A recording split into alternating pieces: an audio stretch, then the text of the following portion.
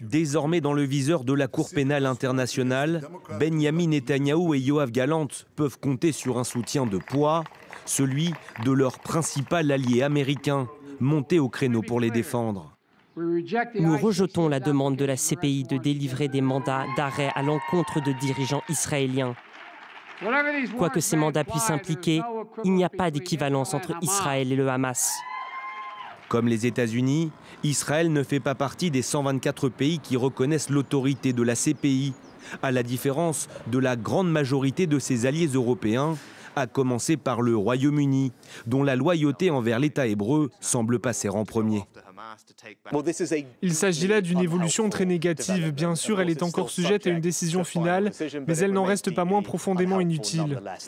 Un son de cloche plus nuancé du côté de la France, favorable, elle, à ce que la Cour établisse les responsabilités de chacun. La France alerte depuis de nombreux mois sur l'impératif de respect strict du droit international humanitaire et notamment sur le caractère inacceptable des pertes civiles dans la bande de Gaza. La France soutient la Cour pénale internationale, son indépendance et la lutte contre l'impunité dans toutes les situations.